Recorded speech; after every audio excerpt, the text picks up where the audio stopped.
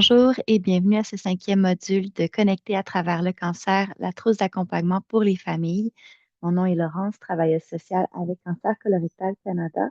Et aujourd'hui, on va parler d'appréhender le deuil en grandissant et de comment les différents âges s'adaptent à la perte d'un être cher. Donc, dans un premier temps, une vue d'ensemble de ce qu'on va couvrir dans ce cinquième module.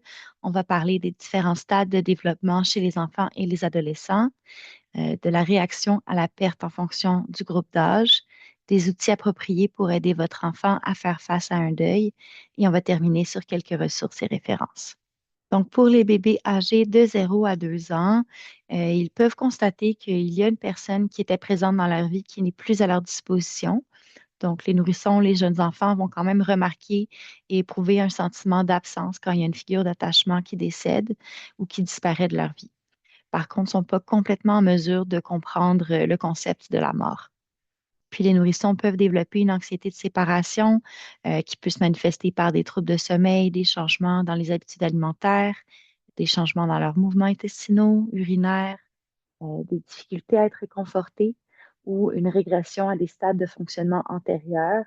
Euh, Ça peut être aussi des changements de comportement ou des moments là, de larmes où est-ce qu'ils vont pleurer beaucoup. Puis les nourrissons et les enfants en bas âge vont généralement vivre un peu moins d'effets à long terme suite à la perte de l'être cher. Donc, de quelle façon on peut aider les 0 à 2 ans? C'est vraiment de leur apporter beaucoup de réconfort, beaucoup d'amour, d'affection. Le toucher est super important à ce stade de développement-là.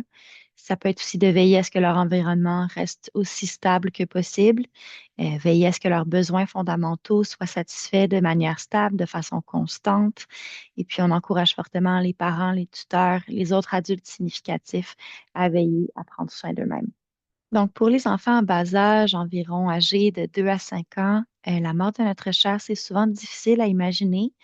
Euh, pour les enfants d'âge préscolaire, en fait, c'est que la permanence de l'objet n'est pas encore un concept qui est développé. Donc, ça peut être difficile de comprendre que la personne est partie, en fait. Ils peuvent être incapables de gérer des sentiments trop intenses, puis s'engager dans un processus cyclique de tristesse-jeu, tristesse-jeu. Ils peuvent devenir plus actifs ou au contraire plus calmes, de vivre des crises de colère, peuvent revenir à des comportements antérieurs comme l'énérésie, la succion du pouce, ce genre de choses-là, avoir besoin d'un toutou pour se réconforter. Ils peuvent poser de nombreuses questions, répétant souvent les mêmes encore et encore pour être sûr de les assimiler. Ils peuvent vivre une crainte de l'abandon, devenir plus demandants. C'est possible qu'ils fassent des cauchemars, qu'il y ait des problèmes au niveau de l'alimentation, du sommeil. Ils pourraient craindre que les proches qui ont survécu ne meurent à leur tour. Donc, comment les soutenir et les aider? Vraiment d'utiliser des mots simples qui sont faciles à comprendre quand vous leur expliquez la situation, quand vous leur parlez du décès de la personne significative. Vous pouvez demander fréquemment à votre enfant s'il y a des questions, lui faire savoir que vous êtes disponible, que vous êtes là pour lui ou elle. Surveiller les signes de détresse aussi, notamment au niveau des habitudes de sommeil, l'alimentation, l'humeur changeante, les comportements qui sont inhabituels pour votre jeune. Euh, on vous rappelle de leur donner de l'affection, de leur tenir la main, les serrer dans vos bras, vraiment démontrer une présence physique. Et puis encourager vos enfants à jouer avec des jouets, des poupées, à dessiner, à peindre, à faire de l'exercice, du sport. Donc vraiment trouver une façon là, de canaliser ces émotions-là puis d'en faire sens. Ça peut être réconfortant aussi d'avoir accès à des objets qui ont appartenu à la personne décédée.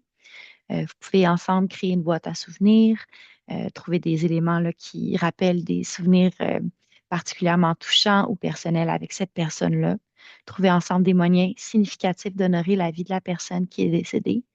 Euh, on vous encourage aussi à conserver vos habitudes, votre routine, puis vous devrez peut-être répéter que la personne aimée ne reviendra pas, malheureusement. Pour ce qui est des enfants d'âge scolaire, donc de 5 à 8 ans, eux, ils vont avoir tendance à voir la mort comme quelque chose d'assez tangible ou de physique, donc représenté par un ange, un fantôme, ce genre de choses-là. C'est possible qu'ils expriment de la colère contre la vie, contre Dieu, contre le parent survivant. Ils peuvent aussi développer un comportement agressif dans certains cas. Euh, Ils n'ont pas encore la capacité à s'autoréguler puis à gérer leurs émotions correctement. Donc, c'est un processus assez confrontant et challengeant pour les enfants d'âge scolaire. Puis à cet âge-là, ils vont observer, ils vont copier aussi la façon dont les adultes qui sont proches d'eux vont vivre leur deuil. Donc, s'inspirer un peu de votre façon à vous de réguler vos émotions. Ils acquièrent aussi une meilleure compréhension de la mort versus les enfants en âge préscolaire et les nourrissons. Par contre, il y a quand même des mauvaises conceptions, là. Par exemple, ils pourraient craindre que la mort soit contagieuse. Ils peuvent poser de nombreuses questions sur la mort, sur le décès, essayer de comprendre un petit peu mieux ce qui se passe. Euh, c'est possible qu'il y ait des difficultés à dormir, c'est possible qu'il y ait présence de cauchemars à cet âge-là aussi, des changements aussi au niveau des habitudes alimentaires. C'est possible qu'ils pensent que la personne décédée va peut-être revenir. Euh, c'est aussi possible qu'ils deviennent plus anxieux, qu'ils aient des oublis ou des moments là, de crainte par rapport au concept de mort et d'abandon. Ils peuvent aussi avoir des difficultés à se concentrer à l'école et dans leurs activités. Donc, pour les soutenir là-dedans, avec les 5 à 8 ans, on vous encourage à leur témoigner du fait que c'est normal de pleurer, de se sentir triste, de vivre de la colère, de se sentir confus. Ils peuvent ressentir vraiment ce qu'ils veulent, puis c'est normal de ressentir ces émotions-là. Ça fait partie d'un processus naturel quand on vit un deuil. On vous encourage à les laisser, les laisser aller à leurs allées créatives, donc de faire de l'art, d'écrire, de développer un journal intime, d'écouter de la musique, ce genre de choses-là. Vous pouvez aussi partager vos souvenirs préférés avec la personne qui est partie. Encouragez vos enfants à continuer de jouer normalement, à pratiquer des sports, à participer aux activités qu'ils aiment ou à des nouvelles activités qui les intéressent. Euh, Rassurez-les aussi, expliquez-leur qu'ils n'ont pas causé le décès de la personne. Comme on a dit tantôt, vous pouvez créer une boîte à souvenirs avec vos 5 habitants aussi. Prendre part à des activités qui leur rappellent la personne qu'ils ont perdue. Vraiment de les rassurer en leur disant qu'ils sont aimés. On peut leur offrir aussi des objets symboliques qui ont appartenu à la personne perdue. Et vous assurez-vous qu'ils ont l'espace pour s'exprimer sans craindre de rendre les autres adultes significatifs tristes ou de vous rendre triste. Et puis assurez-vous aussi qu'ils reçoivent du soutien pour développer des compétences d'adaptation appropriées à leur âge pour faire face au deuil. Donc, ça peut être de prendre le temps d'en parler ensemble ou de consulter des professionnels. Ensuite, pour les enfants et préadolescents, donc de 8 à 12 ans, euh, donc à cet âge-là, ils sont maintenant mieux en mesure de comprendre l'impact de la perte sur leur vie et puis de comprendre aussi que la mort est éternelle. Donc, il y a de nombreux enfants dans cette tranche d'âge-là qui sont désormais capables de parler de leurs expériences, de parler de leurs sentiments. Il y a possibilité aussi qu'ils démontrent beaucoup de curiosité, qui veulent en savoir plus sur le décès, sur ce qui s'est passé, sur comment ça s'est passé. C'est possible qu'ils manifestent des émotions exacerbées comme de la culpabilité, de la colère, de la honte, qui commencent aussi à s'inquiéter de leur propre mort. Donc, il y a un certain niveau d'anxiété de présent.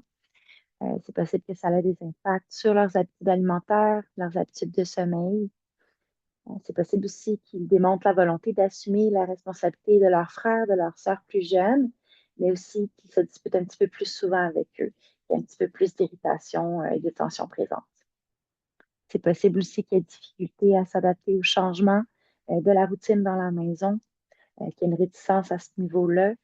Il pourrait aussi avoir des difficultés à se concentrer sur les travaux scolaires, euh, une tendance peut-être à être actif à l'école, dans les sports, avec leurs amis. C'est aussi possible, par contre, qu'ils s'inquiètent d'être différents de leur père et qu'ils se demandent bon, qui va les amener à leur activité. C'est possible aussi que leur chagrin les amène à se désintéresser de certaines activités, certains passe-temps ou certains sports qu'ils appréciaient auparavant. Puis le processus de deuil pour ce groupe d'âge-là tend à être un espèce d'équilibre entre le contrôle des sentiments et le deuil actif, où est-ce qu'on voit beaucoup plus de tristesse et de chagrin. Finalement, le deuil peut se manifester par leur envie de tester les limites, démontrer des caprices, être un peu de mauvaise humeur ou de critiquer les amis et la famille. Donc, comment aider les jeunes de 8 à 12 ans? Donc, on vous invite à leur rappeler qu'ils sont appréciés, qu'ils sont aimés. Rassurez-les vraiment à chaque occasion qui se présente. Permettez-leur d'avoir leur propre espace, leur propre temps pour faire le deuil, donc leur propre rythme et vitesse aussi. Euh, on vous invite à faire des activités ensemble auxquelles la personne aimée, elle avait l'habitude de participer, d'encourager vos enfants à poursuivre leurs activités, leur sport, leur groupe d'amis, les activités parascolaires, aussi de maintenir la routine à la maison le plus possible, de rassurer vos enfants aussi en leur disant que vous êtes là pour répondre à leurs questions, vous êtes là pour les soutenir, puis aussi démontrer de la transparence, puis être honnête avec eux quand les questions se présentent.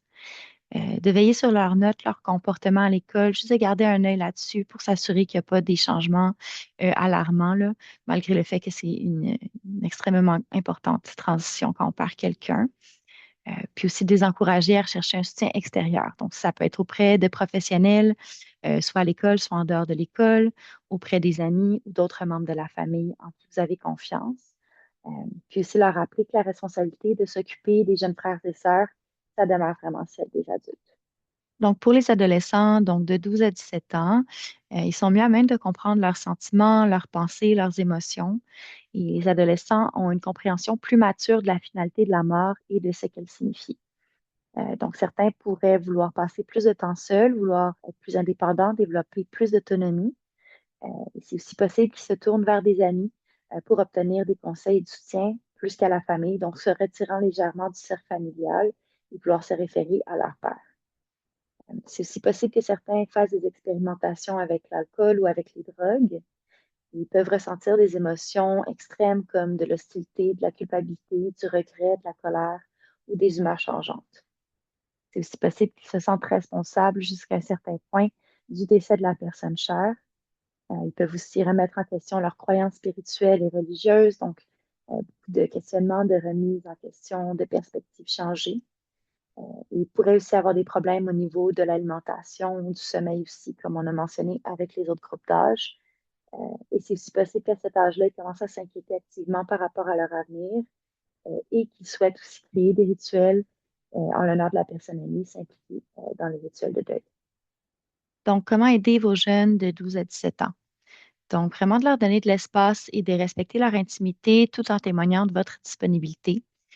C'est aussi de les encourager à faire face à la situation à leur façon, en respectant leur rythme quant à la manière et au moment où est-ce qu'ils souhaitent s'ouvrir à vous sur leurs sentiments. On vous invite à les encourager à parler de ce qu'ils vivent à leurs amis, à leurs professeurs, à leurs entraîneurs ou à un professionnel.